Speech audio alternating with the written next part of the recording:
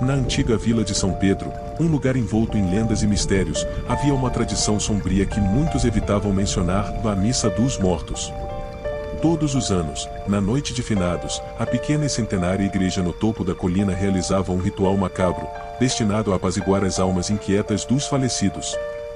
Era um evento que poucos tinham a coragem de assistir, e aqueles que o faziam raramente falavam sobre o que testemunhavam. O chamado dos sinos.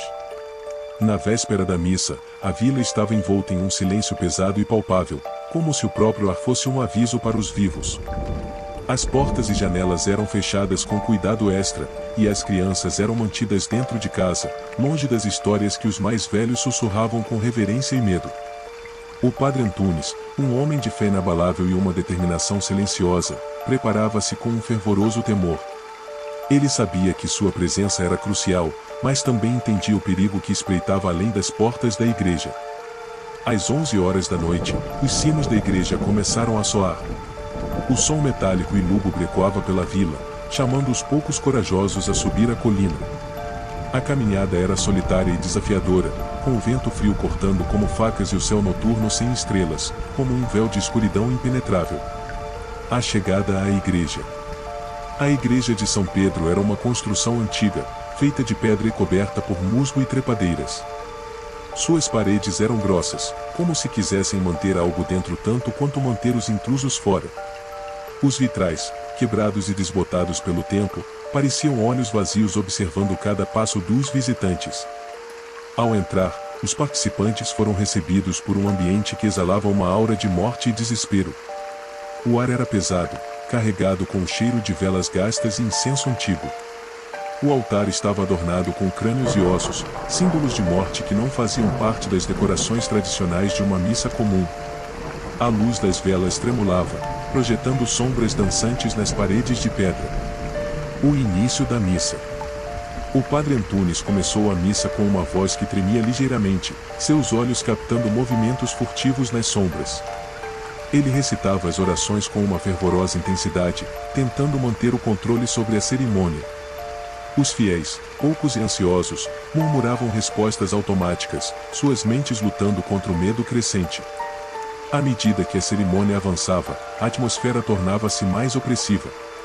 Os participantes sentiam-se observados, como se centenas de olhos invisíveis estivessem fixos neles. Seus corações batiam em um ritmo descompassado, e cada sussurro parecia amplificado na quietude sepulcral da igreja. A manifestação. De repente, um vento gelado varreu o local, apagando as velas e mergulhando a igreja na mais completa escuridão.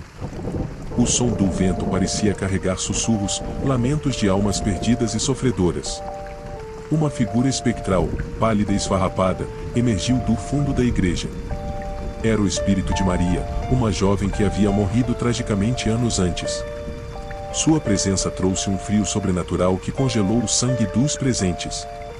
"Por que me invocaram?" Sua voz ecoou pela igreja, cheia de tristeza e raiva. O padre Antunes, suando frio, respondeu com uma prece silenciosa, tentando acalmar a alma atormentada. Mas Maria não estava sozinha. Outras figuras começaram a surgir, almas perdidas e inquietas que buscavam vingança ou redenção. Cada uma tinha uma história trágica, um fim abrupto que as mantinha presas entre o mundo dos vivos e dos mortos. O confronto sobrenatural. A tensão era palpável, e a sensação de perigo iminente fez alguns fiéis desmaiarem de puro pavor. As figuras espectrais flutuavam, suas formas etéreas se movendo de maneira errática e ameaçadora. O padre Antunes ergueu um crucifixo, tentando dispersar os espíritos com sua fé. Ele recitava orações em voz alta, suas palavras ecoando nas paredes de pedra. A batalha espiritual que se seguiu foi uma dança de luz e sombra, uma luta pela salvação de todos os presentes. Os espíritos avançavam e recuavam, suas formas se contorcendo e mudando. O ar estava carregado com energia, uma eletricidade que fazia os cabelos dos fiéis se arrepiarem. Finalmente, com um último esforço, o padre entoou uma oração poderosa, uma súplica para a paz eterna. As almas, relutantemente, começaram a dissipar-se, seus lamentos ecoando como um vento distante. As velas se acenderam novamente, banhando a igreja em uma luz trêmula e reconfortante. O fim da missa. O padre Antunes caiu de joelhos, exausto, enquanto os poucos sobreviventes se arrastavam para fora da igreja, marcados para sempre pela experiência aterradora. A missa dos mortos havia terminado, mas as cicatrizes em suas almas jamais seriam apagadas.